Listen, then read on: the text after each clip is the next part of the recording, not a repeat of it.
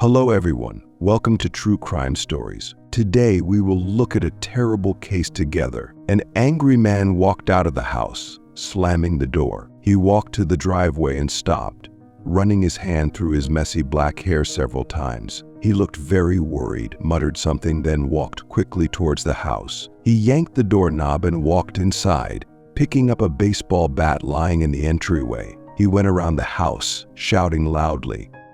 At his fierce scream, a young blonde woman ran out. As soon as she got close to him, he hit her on the head with a stick. The woman lost consciousness immediately, and a pool of blood quickly formed on the floor around her. The black-haired man continued to attack the motionless woman until his anger subsided. It's hard to imagine, but this happened in a paradise like New Zealand. Although New Zealand is famous for its natural beauty, unique flora and fauna, as well as its pleasant climate, high standard of living and low crime rate. Today our story breaks Auckland's tranquility and completely changed the concept of a happy family. Carmen Thomas and Brad Callaghan met on an ordinary day, which later became a fateful day for the two. Carmen Thomas was born on October 30th, 1987 in South Africa. When she was 10 years old, her father died, and her family moved to live with relatives in Whitby, UK. However, the peace they expected in another country never came, and after a while, her family returned to South Africa. When Carmen was over 18 years old, she decided to stay with relatives and then moved to live in London. In London, Carmen completed her studies and obtained a master's degree in marketing. She has a strong and mischievous personality that attracts people. Carmen is a loyal friend and comrade to many, but life in a big city entails a lot of expenses, so she has to work hard to ensure a decent standard of living. During the day, Carmen works as a marketer in a store, and in the evening she works part-time at a gentleman's club. Although her career choice may seem strange, Carmen is a girl with strict principles and never allows herself to misbehave. It was at this club that she met Brad Callaghan, an attractive and flamboyant man. Brad Callaghan was born in New Zealand in April 1978. His parents separated when he was 9 years old, and Brad lived with his mother, after which they moved to Australia. In 2001, Brad graduated from college and earned a degree in civil engineering. He moved to the UK at the invitation of a large construction company, where he was appointed chief structural engineer for a large business complex.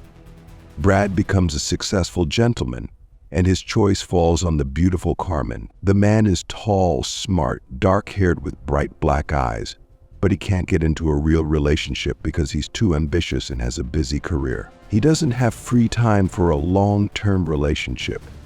After a successful business dinner, Brad is captivated by the open and radiant Carmen. They started chatting intimately and quickly formed a friendship, which turned into love. Their romantic life passed quickly, and the lovers began to live together. Their lives are based on mutual trust and care, creating happiness. After a while, Carmen became pregnant, and Brad decided to return to New Zealand, where there was fresh air and a suitable lifestyle. They returned to Auckland in March 2005 and had a son named Jack, who brought much joy to their lives. Carmen and Brad took good care of their children, providing Jack with a happy childhood. However, with the birth of Jack, serious disagreements arose in their relationship, especially regarding parenting. The relationship became stormy and unstable. After 3 years, they broke up but kept joint custody of their children. Breaking up is difficult, but the two try to keep a good relationship for Jack. Carmen and Jack move in with Carmen's half-brother Callaghan in Auckland. Gradually, Carmen regained her emotional balance and started a new life without Brad. In 2008, Carmen and Jack moved to a house near Brad's house, so their son could be closer to his father. Carmen, who lost her father at a young age, wants her child to always have her father by her side. Many of Carmen's friends and family think that the couple still maintain a good friendship, but they only spend time together for Jack's sake. Still, life goes on, and both Carmen and Brad try to find their own happiness. Brad continued to work as a civil engineer, and in May 2009, He began a new relationship and became engaged. Meanwhile, Carmen is busy raising her son and working at a gentleman's club, which makes Brad quite upset. He believes that Carmen should not make money from questionable sources of income. This disagreement becomes a flashpoint in their strained relationship. Over time, the situation got worse. Carmen gives Brad an ultimatum, but he ignores her request. Brad enters a new marriage and prepares to become a father again, while new financial obligations affect the amount of alimony he must pay Carmen to support Jack. On March 19, 2010, neighbors called the police for a domestic violence incident. When the police arrived, they discovered Carmen had attacked Brad during an argument. Carmen received a warning, but their relationship did not improve. The arguments continued, and the two could not agree on Jack's upbringing.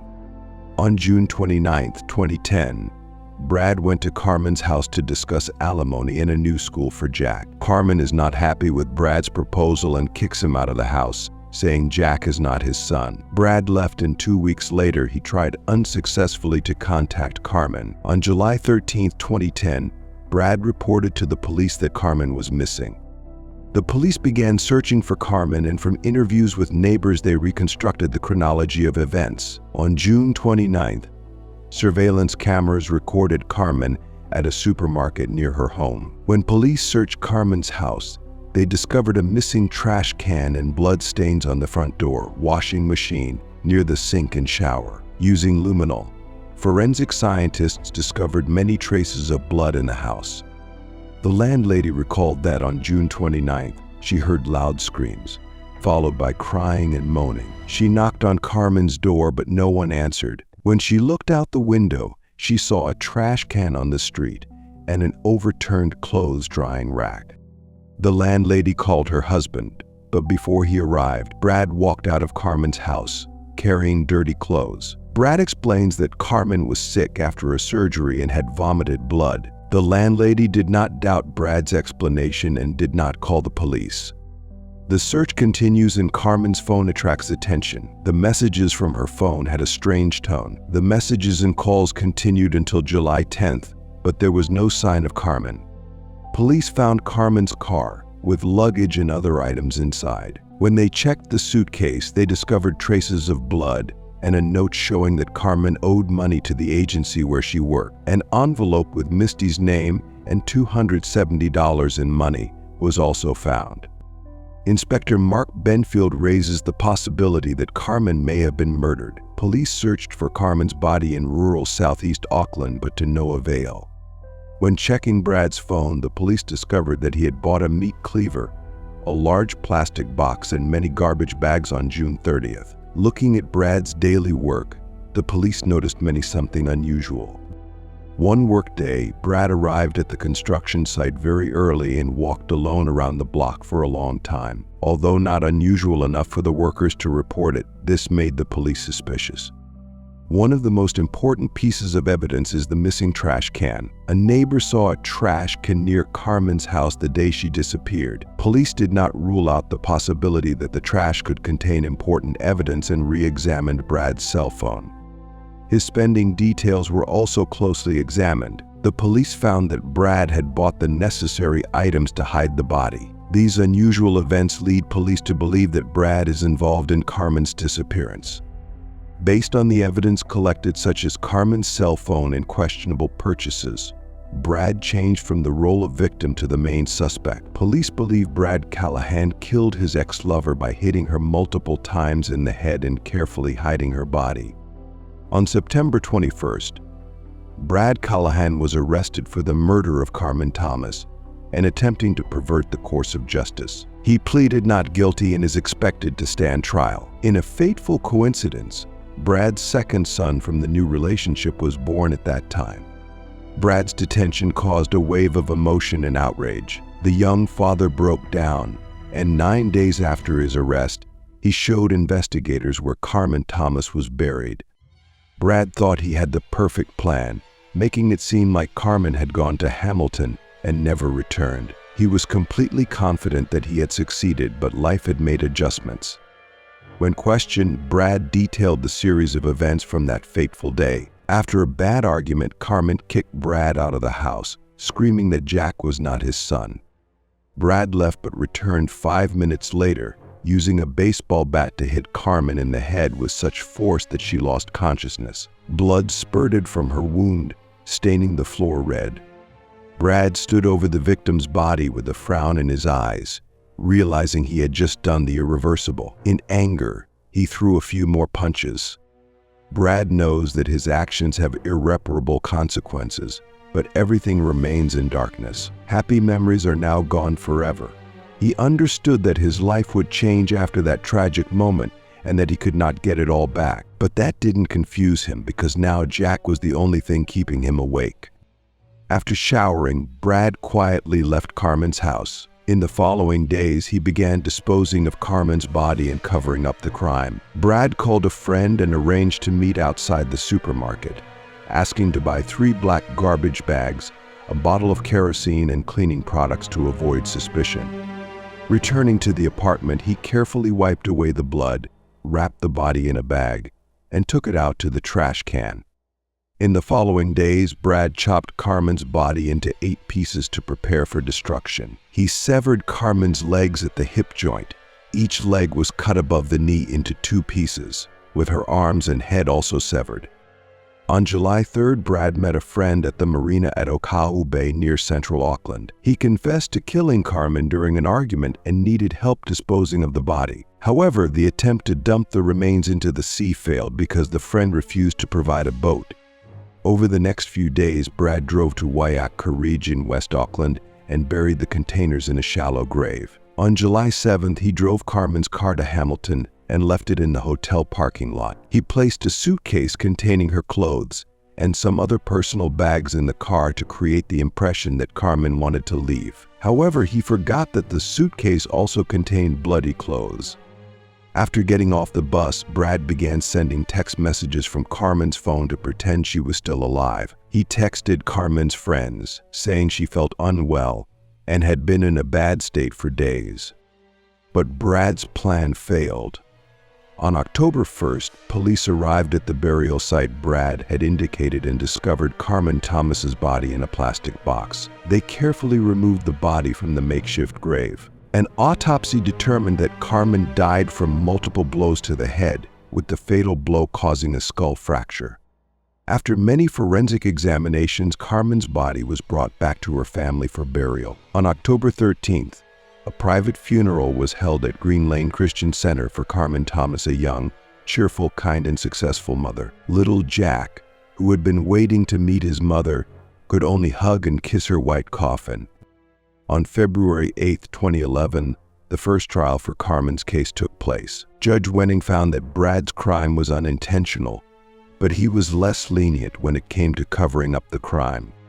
On May 26, 2011, Brad Callaghan was charged with attempting to corrupt the direction of the Department of Justice. The case summary shows that at 8:45 a.m. on July 29, 2010, Callaghan struck Carmen multiple times in the head, resulting in her death. He then texted a friend to bring 3 bags of trash and a bottle of kerosene, then chopped Carmen's body into 8 pieces to prepare for disposal. On 25 November 2011, a retrial was held at the Auckland High Court. Police officers investigating the case were in full attendance when Brad Callaghan suddenly admitted to murder and attempting to pervert the course of justice after Carmen's death. Previously, Brad denied guilt. The judge said this was one of the most serious cases involving conspiracy to pervert justice. He felt the murder of Carmen Thomas was brutal, but not enough to warrant the harshest sentence. Brad, 33, was sentenced at Auckland High Court, which was packed with Carmen's friends and family, including her parents from South Africa. Judge Wenning sentenced Brad Callaghan to life in prison for murder and 6 years in prison for attempting to pervert justice. The sentences will run concurrently, and Judge Wenning said the minimum sentence for perverting justice was not enough to bring Brad to justice. Mr. Callaghan brought judgment upon himself through his actions, causing a devastating impact on 2 families. Supporters of Detective Inspector Mark Benefield left court without comment. The Thomas family said nothing can bring Carmen back and they are still angry about that, but grateful that Brad will have to spend a long time in prison to reflect on the immense damage he caused his child. Cousin Carmen Thomas' mother, Teresa Scott, spoke in court, saying she felt completely devastated by what happened to her daughter. After the verdict was announced, Detective Mark Benefield, the officer in charge of the investigation, said justice had been served thanks to hundreds of hours of police work over the past 10 weeks since Carmen was reported dead on July 13, 2010. He also explained that early on in the missing person investigation, they determined that Carmen was most likely murdered. The work of collecting evidence and researching information is carried out carefully, requiring a lot of time and effort. The detective reported that over the past several weeks, they have been working closely with the defendant's employer and have not yet completed further investigative efforts.